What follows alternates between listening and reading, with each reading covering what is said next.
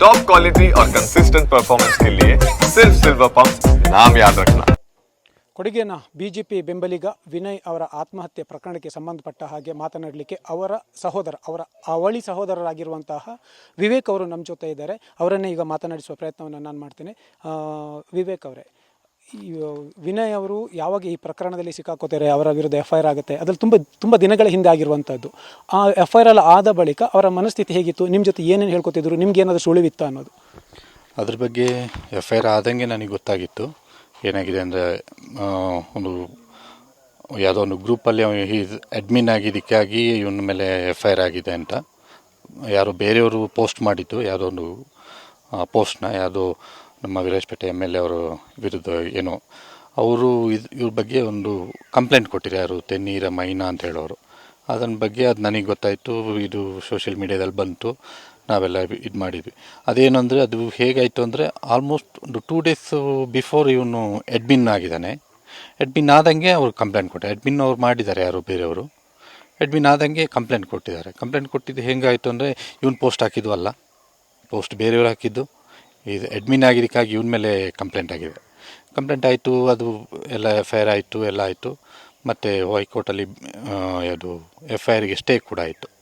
ಅದ್ರ ಬಗ್ಗೆ ನಾವು ಡಿಸ್ಕಸ್ ಮಾಡಿದ್ದೀವಿ, ಎಲ್ಲ ಮಾತಾಡಿದ್ದೆ. ಅದ್ರ ಬಗ್ಗೆ ಎಲ್ಲ ಯಾರು ಲಾಯರ್ ಅವ್ರ ಹತ್ರ ಎಲ್ಲ ಮಾತಾಡಿ ಎಲ್ಲ ಸ್ಟೇ ಎಲ್ಲ ತಂದು ಅದೆಲ್ಲ ಮುಗ್ದಿತ್ತು. ಮತ್ತು ಮತ್ತೇನು ಪುನಃ ಮೊನ್ನೆ ಕೂಡ ಯಾವುದೋ ಒಂದು ಪೋಸ್ಟ್ ಪುನಃ ರೀಪೋಸ್ಟ್ ಆಗಿದೆ ಅಂತ. ಇದು ನಮ್ಮ ಕೊಡಗಿನ ಕಿಡಿಗೇಡಿಗಳು ಅಂತ, ಕೊಡಗಿನ ಕಿಡಿಗೇಡಿಗಳು ಅಂತ ಪುನಃ ಏನು ಅವತ್ತದು ಪೋಸ್ಟ್ ಇತ್ತು, ಅದು ಪುನಃ ಯಾವುದೋ ಒಂದು ಗ್ರೂಪಲ್ಲಿ ರೀಪೋಸ್ಟ್ ಮಾಡಿದ್ದಾರೆ ಅದನ್ನು ಪುನಃ. ಹಾಗಾಗಿ ಪುನಃ ಇವನಿಗೆ ಪುನಃ ಅರೆಸ್ಟ್ಮೆಂಟ್ ಆಗಿದೆ ಅಂತ ಇವನು ಡೆತ್ ನೋಟಲ್ಲೆಲ್ಲ ಹೇಳಿದ್ದಾರೆ. ಪುನಃ ನನಗೆ ಅರೆಸ್ಟ್ಮೆಂಟ್ ಮಾಡಿದ್ದಾರೆ. ಅವನು ಹೇಳುವಂಗೆ ರೌಡಿ ಶೀಟ್ರಿಗೂ ಸೇರ್ಸೋಕ್ಕೆ ನೋಡ್ತಾಯಿದ್ರು. 2-3 ಡೇ ಲಾಸ್ಟ್ ವೀಕಲ್ಲೆಲ್ಲ ಫೋನ್ ಏನೋ ಇದು ಮಾಡಿಕೊಂಡು ರೌಡಿ ಶೀಟ್ರಿಗೆ ಸೇರ್ಸೋಕ್ಕೆ ಮಾಡ್ತಾಯಿದ್ರು ಅಂತ ಅವನು ಬರೆದಿದ್ದಾನೆ ಡೆತ್ ನೋಟಲ್ಲಿ. ಹಾಗಾಗಿ ಡೆತ್ ನೋಟು ಕೊಟ್ಟಿದ್ದಾರೆ.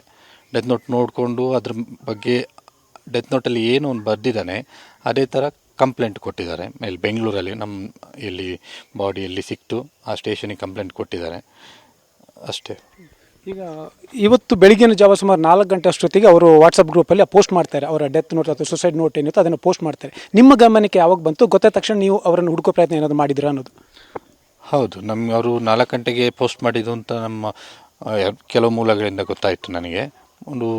ಆಲ್ಮೋಸ್ಟ್ ಒಂದು 6-6:15 ನನಗೆ ಕಾಲ್ ಬಂತು, ಹಿಂಗೆ ಪೋಸ್ಟ್ ಆಗಿದೆ ನೋಡಿ ವಿಚಾರಿಸಿ, ಎಲ್ಲಿದ್ದಾನೆ ಅವನು, ಫೋನ್ ಸಿಗ್ತಾ ಇಲ್ಲಲ್ಲ, ಯಾವುದು ಅವ್ನು ಫೋನ್ ರಿಸೀವ್ ಮಾಡ್ತಿಲ್ಲ ಅಂತ. ಇವನು ನಾವು ಕೂಡ ಫೋನ್ ಇದು ಮಾಡಿದ್ವಿ, ಅವರು ವೈಫಿಗೆ ಫೋನ್ ಮಾಡಿದ್ವಿ. ವೈಫಿಗೆ ಫೋನ್ ಮಾಡೋವಾಗ ಅವರು ಮನೇಲಿ ಇರಲಿಲ್ಲ, ಯಾರು ವಿನಯ್ ಅವರು ಅವತ್ತು ಬರಲಿಲ್ಲ, ಆಫೀಸಲ್ಲಿ ಕೆಲಸ ಇದೆ ಅಂತೇಳ್ಬಿಟ್ಟು ಆಫೀಸಲ್ಲಿ ನೈಟ್ ಶಿಫ್ಟ್ ಅಂತೇಳ್ಬಿಟ್ಟು ನೈಟಲ್ಲೇ ಅಲ್ಲೇ ಇದ್ದಾರೆ. ಹಾಗಾಗಿ ಅವರಿಗೂ ಗೊತ್ತಾಗಲಿಲ್ಲ. ಹಾಗಾಗಿ ನಾವು ಮತ್ತೆ ಹೋಗಿ ಕಂಪ್ಲೇಂಟ್ ಎಲ್ಲ ಕೊಟ್ವಿ.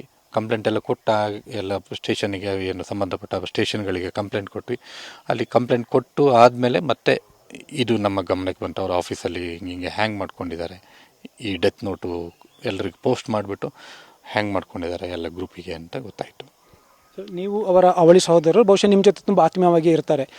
ಈ ರಾಜಕೀಯವಾಗಿ ಈ ಬೆಳವಣಿಗೆಗಳು ಆದ ಬಳಿಕ ಅವರಿಗೆ ಏನು ಡಿಪ್ರೆಷನ್ ಆಗಿತ್ತು ಅಥವಾ ಏನು ಮಾನಸಿಕ ಹಿಂಸೆ ಆಗಿತ್ತು, ಇದನ್ನೇ ನಿಮ್ಮ ಜೊತೆ ಹೇಳ್ಕೊಂಡಿದ್ರಾ, ಏನು ಹೇಳಿದರು, ನೀವು ಅವರಿಗೆ ಧೈರ್ಯ ಹೇಳುವಂಥ ಕೆಲಸ ಏನು ಮಾಡಿದ್ರಾ ಅನ್ನೋದು? ಆವಾಗ ನಾವು ಯಾವುದು FIR ಆದ ಟೈಮಲ್ಲಿ ನಾವು ಧೈರ್ಯ ಹೇಳಿದ್ರೆ ಏನೂ ಆಗಲ್ಲ, ಎಲ್ಲ FIR ಮಾಮೂಲಿ ಇದೆಯಲ್ಲ, ಅಡ್ಮಿನ್ ಆಗಿದ್ದಕ್ಕಾಗಿ ನಿನಗೆ FIR ಆಗಿದ್ದು, ನೀನೇನು ಕ್ರೈಮ್ ಮಾಡಿಲ್ಲ. ಹಾಗೆ ಅವನು ಆಗಲೂ ಹೇಳಿದ್ದ, ಸುಮ್ಮನೆ ಸೇರಿಸ್ಕೊಬಿಟ್ರು ನನ್ನ, ಲೈಕ್ ಸುಮ್ಮನೆ ಇದಾಗೋಯ್ತು ನಮಗೆ ಏನೋ ಆಯಿತು ಅಂತ. ಬಟ್ ನಾವು ಹೇಳಿದ್ವಿ ಹಿಂಗೆ ಅದೆಲ್ಲ ಮಾಮೂಲಿ. ಬಟ್ ಅದ್ರ ಬಗ್ಗೆ ನಾವೇನು ಕೇಳ್ತಾನೂ ಇರಲಿಲ್ಲ. ಇವಾಗೆಲ್ಲ ಸುಮ್ಮನೆ ಅವರಿಗೆ ನಮ್ಮ ಕಡೆಯಿಂದನೂ ಇದು ಮಾಡೋದು ಬೇಡ, ಆವಾಗ ಮಾತಾಡಿ ಕೊಡೋದು ಬೇಡ ಅಂತ. ಹಾಗಾಗಿ ನಾವು ಅದ್ರ ಬಗ್ಗೆನೂ ಇದು ಮಾಡಿಲ್ಲ. ಅವನು ಅಷ್ಟು ಹೇಳ್ತಾ ಇಲ್ಲ. ಬಟ್ ಈಗ ನಮ್ಮ ಡೆತ್ ನೋಟ್ ನೋಡೋ ನಮಗೆ ಆಶ್ಚರ್ಯ ಆಗ್ತಿದೆ. ಬಟ್ ಅಷ್ಟು ಇಟ್ಕೊಂಡು ಒಬ್ಬನೇ ಅಷ್ಟು ಅನುಭವಿಸಿದ್ದಾನೆ ಅನ್ನುವಾಗ ನಮಗೆ ಒಂದು ನ್ಯಾಯ ಅಥವಾ ಒಂದು ಇದಾಗಬೇಕು, ಯಾರೆಲ್ಲ ಇದು ಮಾಡಿದ್ದಾರೆ ಅದರಲ್ಲಿ ಅದು ಗೊತ್ತಾಗಬೇಕು ಅಂತ ನಮ್ಮ ಅಭಿಪ್ರಾಯ ಅಷ್ಟೇ. ಈಗ ಅವರು ಯಾವುದೇ ಅಪರಾಧ ಅಥವಾ ಕ್ರೈಮ್, ಕೊಲೆ ಅಂಥದ್ದು ಏನೂ ಮಾಡಿಲ್ಲ. ಒಂದು ವಾಟ್ಸಪ್ಪಲ್ಲಿ ಮಾಡಿರುವಂತಹ ಯಾರೋ ಮಾಡಿದ ಪೋಸ್ಟಿಗೆ ಇವರನ್ನು ಹೊಣೆ ಮಾಡಿದ್ದಾರೆ.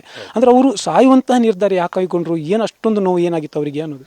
ಯಾಕೆಂದರೆ ಏನು ಅಪೇಕ್ಷೆ ಇಲ್ಲದೆ ಒಬ್ಬಕ್ಕೆ ರಾಜಕೀಯ ಮಾಡೋದು ಬೇರೆ, ಅಪೇಕ್ಷೆ ಇದ್ದು ರಾಜಕೀಯ ಮಾಡೋದು ಬೇರೆ. ಕೆಲವ್ರದ್ದು ಹಾಗಿರುತ್ತೆ. ಅಪೇಕ್ಷೆ ಇದ್ದವರಿಗೆ ಏನಾದರೂ ಪರವಾಗಿಲ್ಲ, ಅವರ ಕಾರ್ಯ ಸಾಧಿಸಿದ್ರೆ ಸಾಕು. ಇವರು ಮರ್ಯಾದೆಗೆ ಅಂಜಿ ಎಲ್ಲರೂ ಫ್ಯಾಮಿಲಿಯವರೆಲ್ಲ ಇದು ಮಾಡ್ತಾರೆ, ನಿಮ್ಮ FIR ಆಗಿದೆ, ನಿಮ್ಮದು ಅಲ್ಲಿ ಕೇಸ್ ಆಗಿದೆ. ಕೆಲವು ಮನೆಗಳಲ್ಲಿ ಕೇಸು ಅಂದರೆ ದೊಡ್ಡ ಇದಾಗ್ಬಿಡುತ್ತೆ. ಅದು ಯಾವ ಇದು ಏನು ಅಂತ ಇದು ಮಾಡಲ್ಲ. ಬಟ್ ನಾವೆಲ್ಲ ಹೇಳಿದ್ದೀವಿ, ಇದೆಲ್ಲ ಇದೇ ಅಲ್ಲ, ಯಾವುದು ಪ್ರಾಬ್ಲಮ್ ಇಲ್ಲ ಅಂತ. ಬಟ್ ಅವನು ಅದನ್ನು ಮನಸ್ಸಿಗೆ ತಗೋಬಿಟ್ಟಿದ್ದಾನೆ, ಗೊತ್ತಾಗ್ತಾ ಇಲ್ಲ. ಅಂದರೆ ಅವರು ಸಕ್ರಿಯ ರಾಜಕೀಯ ಕಾರ್ಯಕರ್ತರು ಆಗಿದ್ರ, ಬಿ ಜೆ ಪಿಯಲ್ಲಿ ಆ್ಯಕ್ಟಿವ್ ಆಗಿದ್ರ, ಹೇಗೆ ಅನ್ನೋದು? ಸಕ್ರಿಯ ಕಾರ್ಯಕರ್ತ ಅಂದರೆ ಬಿ ಜೆ ಪಿ ಸಪೋರ್ಟರ್, ಅವನು genuine supporter, B J P supporter ಆಗಿದ್ದರು. ಆ್ಯಂಡು ಎಲ್ಲದಕ್ಕೂ ಈ ಸೋಷಿಯಲ್ ಮೀಡ್ಯಾದಲ್ಲಿ ಏನು ಬರುತ್ತೆ ಅದ್ರ ಬಗ್ಗೆ ತಿಳುವಳಿಕೆ ತಗೊಳ್ಳೋದು ಆಗಲಿ, ಸೋಷಿಯಲ್ ಮೀಡ್ಯಾದಲ್ಲಿ ತಿಳುವಳಿಕೆ ಗೊತ್ತುಪಡಿಸೋದಾಗಲಿ ಎಲ್ರಿಗೆ, ಅದನ್ನು ಮಾಡ್ತಾಯಿದ್ದ. ಈಗ ನಿಮ್ಮ ತಮ್ಮನನ್ನು ಕಳ್ಕೊಂಡಿದ್ದೀರಿ, ಈಗ ಅದಕ್ಕೆ ಬಹಳಷ್ಟು ಜನರನ್ನು ಕೂಡ ಕಾರಣವನ್ನು ಮಾಡ್ತಾ ಇದ್ದಾರೆ. ಈಗ ಏನು ಹೇಳ್ತೀರಿ ಅನ್ನೋದು? ನಮಗೆ ಏನಿಲ್ಲ, ಈಗ ಏನು ಅವನ್ನ ಅನುಭವಿಸಿದ ಕಷ್ಟ ಅವನಿಗೆ ಗೊತ್ತಿರುತ್ತೆ. ಅವನು ಡೆತ್ ನೋಟ್ ಬರೆಯುವಾಗ, ಅಷ್ಟು ಉದ್ದದ್ದು ಡೆತ್ ನೋಟ್ ಬರೆಯುವಾಗ ಅವನ ಮನಸ್ಥಿತಿ ಹೆಂಗಿರ್ಬೋದು ಅಂತ ಎಲ್ರಿಗೂ ಗೊತ್ತಾಗುತ್ತೆ. ಅದು ಓದಿದರೆ ಎಲ್ರಿಗೂ ಕಷ್ಟ ಆಗುತ್ತೆ. ಹಾಗಾಗಿ ಅದು ಏನಿದೆ ಡೆತ್ ನೋಟಲ್ಲಿ ಏನಿದೆ ಅದನ್ನು ತನಿಖೆ ಆಗಲಿ ಅಷ್ಟೇ ನಾವು ಹೇಳೋದು. ಏನಾಗಿದೆ ಅದರಲ್ಲಿ ಯಾರ್ಯಾರ ಹೆಸರುಗಳಿದ್ದಾವೆ ಅವ್ರ ಮೇಲೆ ತನಿಖೆ ಆಗಲಿ, ಏನು ನಿಜ ಅಂಶ ಹೊರಗೆ ಬರಲಿ.